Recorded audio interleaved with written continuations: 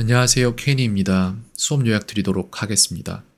수업 시간에는 일반적으로가 아니라 오늘 수업 시간에 한 것들 중에 가장 많은 비율을 차지하는 거는 일단 고등학교 2학년 문제를 풀어보는 거였어요. 모의고사 문제였고요. 3월 모의고사를 풀어보고 있는데 아이도 느꼈을 거고 이거 다 보면 알아요. 대충 이제 듣기평가 끝난 후에 나오는 문제들의 패턴이 똑같아요. 주제 찾는 게 나오고 처음에 이제 보기가 한글로 나오는 게 나오고 다음에 신경변화 이런 거 나오고 이게 다 똑같아요. 1학년이나 2학년이나.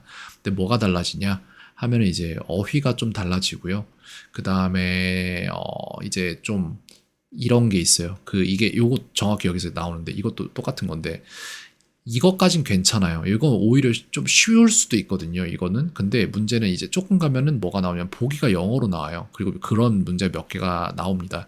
근데 이때 여기에서 고등학교 1학년과 2학년의 차이점이 뭐냐면은 분명히 이제 문제를 풀어보면 그런 일들이 발생하죠. 한 개를 골라야 되는데 답이 두 개예요.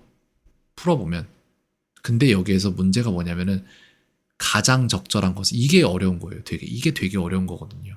출제자 의도도 생각을 해야 되는 부분이기 때문에 그래서 이런 차이점들이 있다라는 거를 아이가 오늘 수업에서 같이 풀어보면서 깨달았고 그렇기 때문에 이런 것에 유의해서 자신이 틀리는 것들에 대해서 설명을 계속해서 보고 그렇구나가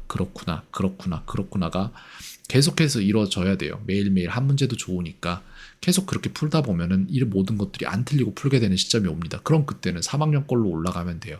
3학년 것도 똑같은 케이스로 겪게 될 것이고 그 다음에는 수능을 풀어보면 돼요. 그렇게 풀어보면 이제 어느 순간에 모든 것들이 당연하게 맞는 시점이 올 거예요. 그거를 제가 아이가 빙글빙글 돌아갈 길을 지금 하나로 정렬해서 가장 간단한 길을 열어주는 거예요. 이거를 그냥 학원에 보내면 어떻게 되냐면은 아이가 딱히 몰라도 될 것까지 이미 알고 있는 대부분의 것들까지 다시 가르치려고 해요. 왜냐면은 그렇게 안 쳐놓으면 돈이 되니까요. 그 길로 가지 말고 아이가 이미 영어를 가지고 있기 때문에 그냥 많이 풀어보면 된다. 그리고 그걸 풀어보기 위한 용어 정리라든지 내지는 이제 뭐 내신에 필요한 그런 투부정사의 세 가지 용법, 뭐 관계대명사가 아니라 그 뭐야 완료 문장의 몇 가지 형태 뭐 이런 것들에 대한 것들은 모두 다 탑재를 시켜놓은 상태이고 그거는 앞으로 가서 이제 중학교에 가서 이제 프린트물 같은 거 받아봐도 뭔지 다 알게 돼 있습니다. 별로 어렵지 않아요. 이런 문제 푸는데 그게 뭐가 어렵겠어요. 별거 없습니다. 그리고 그때 가면은 또 문제를 좀 풀어보면 될 일이고 그런 부분이니까 전혀 걱정할 부분이 없고 다만 이제 해야 되는 부분들은 뭐냐면 이걸 하다 보면 아이가 어느 순간인가 이거 왜 해야 되지? 라는 생각이 들 거예요. 근데 그래도 해야 돼요. 너무 당연해서 너무 쉬워지기 전까지 하는 게 맞고 나중에 이제 필요할 때 다시 하면은 거기서부터 이어서 나갈 수 있을 거예요.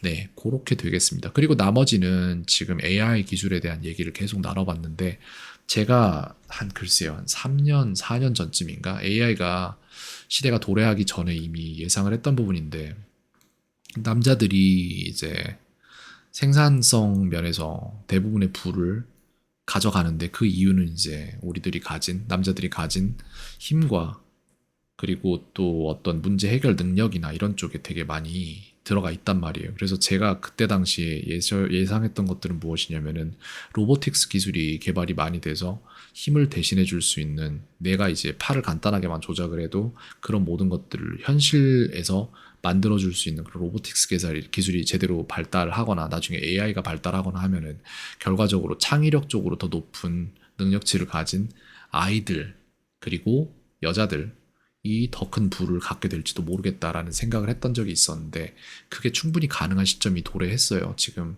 그래서 예를 들어서 지금 현재 아이가 공부를 하는 이유를 생각을 해보면 결과적으로 아이가 나중에 좋은 회사에 가서 삶을 더 윤택하게 살면 좋겠다라는 그런 계산도 당연히 있을 거라고 생각을 하거든요. 근데 있잖아요. 이게 너무 잘못된 게 뭔지를 말씀을 드릴게요. 엘빈 토플러의 부의 혁명이었나, 부의 미래였나, 부의 미래였던 것 같습니다. 그 책에 보면은 세상 모든 기관들의 변화의 속도에 대해서 얘기를 해놓은 게 있는데, 교육이 그 중에 가장 속도가 느린 기관이에요. 세상의 모든 것들을 답습하는 형태를 취하고 있기 때문에 그렇습니다. 근데 지금 뭐가 잘못된지를 말씀을 드리면은 세상이 변하는 속도가 너무 빨라서 지금 가장 빠른 기관인 기업들과 개인들도 이거를 못 따라가는 추세인데 그 모든 것들을 답습하는 하고 있는 교육이, 그것도 가장 느린 기관들 중에 하나는 한국의 교육이 시키는 걸 아이가 따라가야 되는 상황이면은 아이가 지금 가지고 있는 창의력을 써서 반대로 미래에 벌 돈보다 훨씬 더 많은 돈을 지금 벌어버릴 수 있는 창의력을 가진 아이의 능력치를 제한하고 있는 거거든요. 이렇게 되면은. 그렇기 때문에 제가 생각하는 건 뭐냐면은 아이가 본질적으로 자신의 시간을 아껴줄 것들에 투자를 하고, 그리고 그렇게 해서 나온 추가적인 잉여 시간은 아이가 AI 쪽으로 사람들이 어떤 문제를 가지고 있고 이걸 이용해서 내가 어떻게 풀어줄 수 있을지를 생각을 하고 거기에 대해서 진짜 집중을 하면 정말 좋겠다라는 생각을 저는 참 많이 해요. 그렇기 때문에 그런 생각도 하는 거예요. 내가 이거를 지금 문제 푸는 방법을 아이한테 가르쳐 주는 게 아니라 제가 가르치는 거는 저 같은 사람을 통하지 않고 아이가 스스로 하고 싶은 만큼 하면서 자신의 시간을 앞으로 낭비할 시간을 줄여나가는 거를 가르치고 있고, 더 가르치고 싶은 건 뭐냐면은 아이가 생각하는 방법을 가르쳤으면 좋겠어요. 주변을 둘러보고 여유를 가지고 사람들이 이런 문제점들을 많이 갖고 있구나. 그렇다면 이걸 내가 해결하면은 당연히 그 사람들은 나에게 지불을 해야 될 텐데 내가 이걸 해결하는 방법을 어떻게 하면 좋을까? 라는 답을 AI랑 같이 찾아보고 그걸 해결할 생각을 해봤으면 좋겠어요. 창의력이 더 뛰어날 때 그런 것들이 훨씬 더 잘할 수 있는 것들인데, 반대로 그렇게 황금기를 이 공부라는 미래의 80% 정도 배운 모든 것들 중에 80% 정도가 무용지식이 될 것들이라고 저는 생각을 하는데 거기에다가 시간을 낭비하고 있다는 생각이 들어서 너무 이게 한스러운 일인 것 같아요. 그런 생각을 좀 하게 됩니다. 뭐 여기까지 말씀드리겠습니다. 켄이었습니다. 오늘 하루도 평온하세요.